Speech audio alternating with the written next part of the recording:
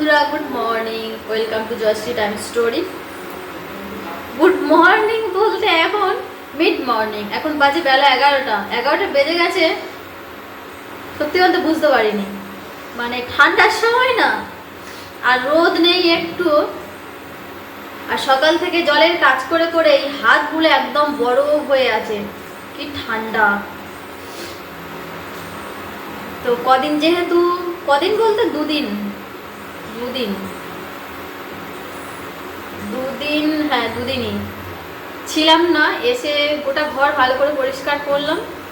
গতকাল সন্ধ্যাবেলা এসে ঝাঁট দিয়ে নিয়েছিলাম ঘরটা ভালো করে, আর সকালবেলা আবার ফের ভালো করে মুছে পরিষ্কার করেছি।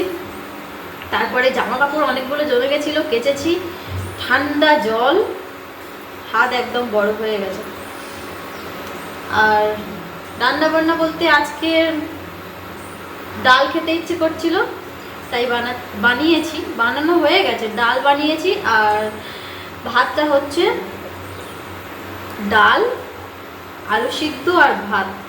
গতকাল রাত্রেবেলা বলেছি, ওখানে গিয়ে মাছ মাংস যেন আর ভালো লাগছে না।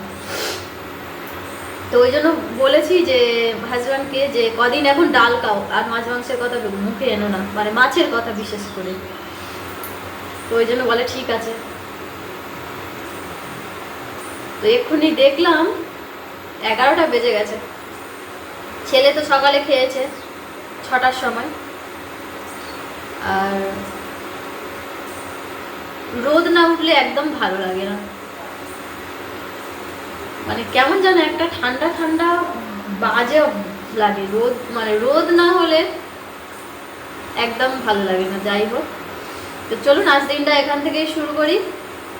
আর ওদিকে ছেলে বই নিয়ে বসেছে, একটু ফল কেটে দিয়ে এসেছি। আর ফল বলতে পেয়ারা সেই যাওয়ার আগে এনেছিল, শুকিয়ে গেছে। দুটো ছিল, সেই কেটে দিয়েছি। আর হাজব্যান্ড কাজ করছে, ওই যে। হ্যাঁ, লাল সাইডার পরেছো? তুমি কি খাচ্ছ? কি খাচ্ছ?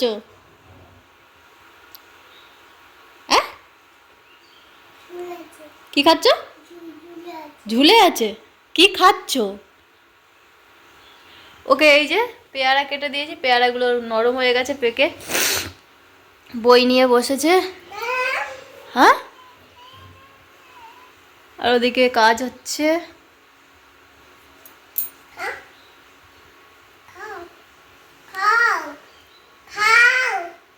তুমি খাও, আমি খাবো না। কেন? ওই ওই ওই এক সাইডে রেখে দাও, বিছানায় ফেলবে না বাবা, ঠিক আছে? হ্যাঁ, খেয়ে নাও। এখানে প্রেসার কুকারে বসিয়েছি ভাত, এখনো সিটি পড়েনি, পড়বে হচ্ছে। ভাত আর আলু একসঙ্গে দিয়ে দিয়েছি ওর মধ্যে।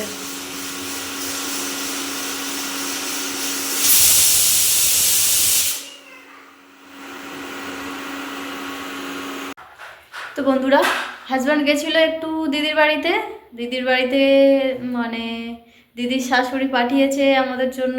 এখানে এই যে ফুলকপি পাঠিয়েছে একটা, আর এটা মনে হচ্ছে এটা ওই ধনেপাতা বাটা, মূলো, ক্যাপসিকাম আছে, আর ওই যে গাছওয়ালা যে পেঁয়াজ হয় না, ওই পাঠিয়েছে।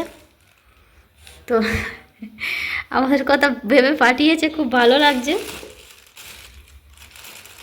ক্যাপসিকামও আছে। হ্যাঁ, দুটো ক্যাপসিকাম।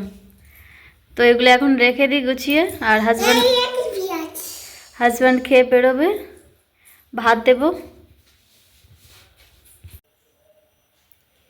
তো বন্ধুরা, দুপুরবেলা খাওয়া দাওয়ার পরে, মানে আমি আজকের একটু তাড়াতাড়ি খেয়ে নিয়েছিলাম, আর ছেলে খেয়েছে দেরি করে। ওকে খাওয়ানোর পরে ও ঘুমায়নি আজকের দুপুরবেলা, খেলা করছে সারাক্ষণ। একটু শুতে বললাম, শুলো না। তারপরে এই যে কিছুক্ষণ শুয়েছিলাম, তারপরে ওই জামা কাপড়গুলো যে কেচে দিয়েছিলাম, একদম শুকনো হয়নি, সব কটা ভিজে হয়ে আছে। তো ওই কটা ওই যে ওখানে ঝুলিয়ে রেখেছি। রাত্রেবেলা তো আর বাইরে রাখা যাবে না। তারপরে যেহেতু দুপুরে আজকে তাড়াতাড়ি আমি খেয়েছিলাম, তাই খিদে পাচ্ছিল, ওই জন্য একটু মুড়ি খেয়েছি। ছেলেও খেয়েছে অল্প একটু আমার সঙ্গে। তারপরে দিদির বাড়িতে ওই যে সবজি পাঠিয়েছিল না, ফুলকপি ছিল, কি রান্না করব তাই ভাবছিলাম, তো তারপর মনে পড়লো যে ফুলকপি আছে, ফুলকপি আলু দিয়ে তরকারি বানাবো একটা, রেডি করে নিয়েছি। চলুন এবারে তরকারিটা করে নেব। এখন সবে কটা সন্ধ্যা হচ্ছে, 5:30 বাজে।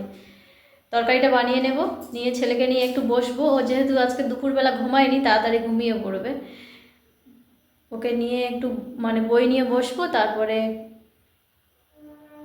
ওকে খাইয়ে ঘুম পাড়িয়ে দেবো।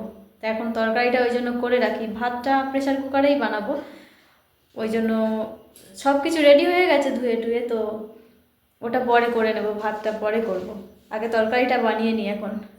এখানে এই যে ফুলকপি আলু তরকারি বানানোর জন্য কেটে ধুয়ে রেডি করে নিয়েছি, আর একটা টমেটো নিয়েছি, একটু আদা নিয়েছি।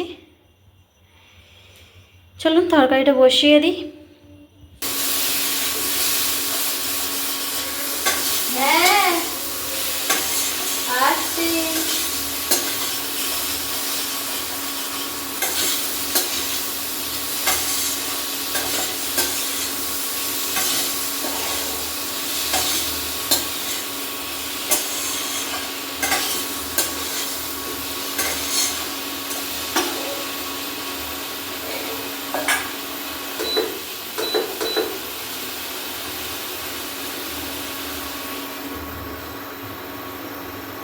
এখানে তরকারিটা বসিয়ে দিয়েছি, আর ছেলেদিকে ডাকছে, ছেলে কি করছে দেখি আগে।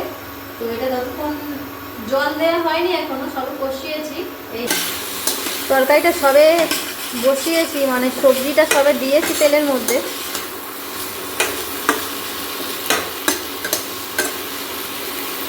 এটা ভালো করে কষিয়ে নিয়ে তারপরে জল দেব।